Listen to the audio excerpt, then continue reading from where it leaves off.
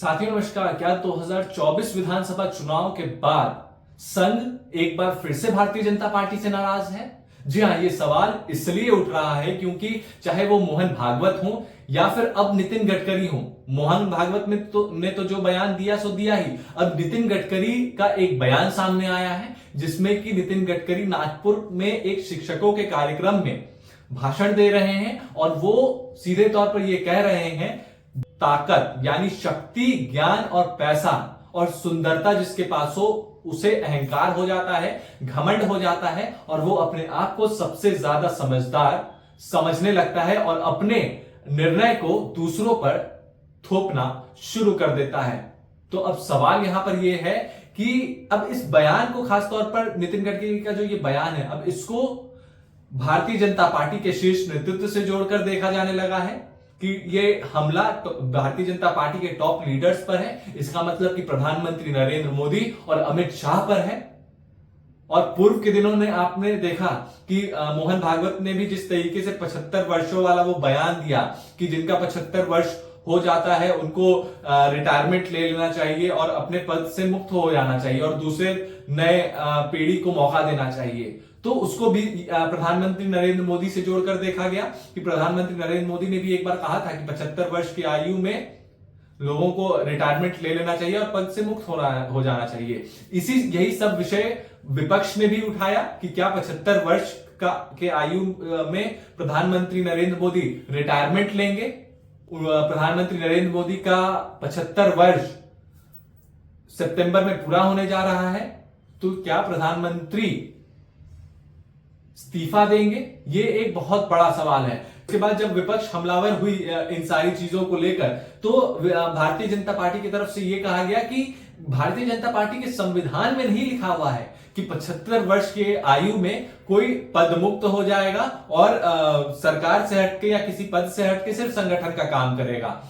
लेकिन सवाल ये इसलिए उठ रहा है क्योंकि आपको याद होगा आडवाणी जी का वो टाइम जब 2014 में जब प्रधानमंत्री नरेंद्र मोदी प्रधानमंत्री बने, तो उसके बाद आडवाणी जी को मार्गदर्शन मंडली में डाल दिया गया और ये कहा गया कि उनका उम्र ज्यादा है इसलिए वो हम लोगों के मार्गदर्शक हैं, वो हमारा मार्गदर्शन करेंगे। तो क्या प्रधानमंत्री नरेंद्र मोदी भी मार्गदर्शन मंडली में जाने चाहिए? ये एक बहुत बड़ा सवाल है और ये सवाल पार्टी के भीतर से भी उठ रहा है। चाहे वो आरएसएस से जो जितने भी करीबी लोग हैं, आरएसएस के जो डायरेक्ट संपर्क में जो जितने भी नेता रहे हैं और आरएसएस से जो नेता जुड़े हुए हैं, वो डायरेक्ट सवाल उठा रहे हैं भीतरखाने से। लेकिन सवाल ये है कि आखिर ये नाराजगी किस लिए है? ये नाराजगी क्या जो राष्ट्रीय अध्यक्ष का चुनाव होना है उसको लेकर है? क्या राष्ट्रीय अध्यक्ष के चुनाव जो करवाने हैं और किसको राष्ट्रीय अध्यक्ष बनाना है, क्या उसमें संघ की सहमति नहीं बन रही है? और जो शीर्ष नेतृत्व है भारतीय जनता पार्टी का, जो कि प्रधानमंत्री नरेंद्र मोदी और अमित शाह हैं, क्या संघ की बातों को वो नहीं मान रहे हैं? ये एक बहुत बड़ा सवाल है क्योंकि जिस तरीके से आपने देखा होगा पूर्व के दिनों में मोहन भागवत दिल्ली भी पहुंचे, प्रधानमंत्री के आवास पर मोहन भागवत मिलने भी गए प्रधानमंत्री नरेंद्र मोदी से और ये कयास भी लगाया जाने लगा कि जो राष्ट्रीय अध्यक्ष का चुनाव होना है उसी को लेकर चर्चाएं हुई। तो क्या वो चर्चाएं साकार नहीं हो सकी? और क्या संघ की बातों को दरकिनार किया जा रहा है अब भारतीय जनता पार्टी में? ये एक बहुत बड़ा सवाल है और कहीं इसी का तो खामियाजा, जिस तरीके से 2024 में भारतीय जनता पार्टी ने चुनाव में खामियाजा देखा, लोकसभा चुनाव में जो खामियाजा देखा, क्या वही खामियाजा अब आने वाले समय में भी भारतीय जनता पार्टी देख सकती है आरएसएस के नाराजगी का?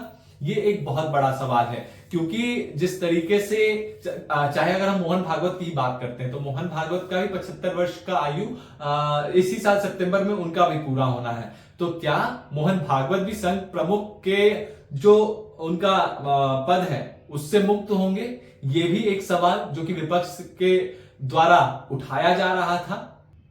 क्या ये होगा?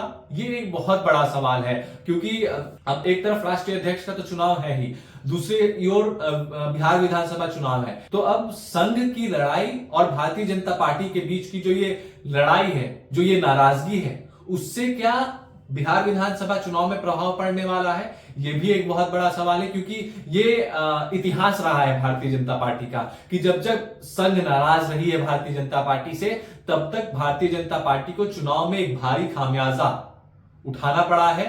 अब देखने वाली बात यह होगी कि क्या कुछ निकल कर सामने आता है आने वाले वक्त में। खैर, आप इस पूरे वीडियो को लेकर क्या कुछ सोचते हैं? क्या प्रधानमंत्री नरेंद्र मोदी को 75 साल की आयु में इस्तीफा दे देना चाहिए और इस देश के नए जनरेशन को मौका मिलना चाहिए कि वो नेतृत्व करे और प्रधानमंत्री नरेंद्र मोदी को मार्गदर्शन मंडली में चले जाना चाहिए? आपको क्या लगता है? कमेंट करके जरूर बताएं। वीडियो को लाइक करें, चैनल को सब्सक्राइब करें। नमस्कार।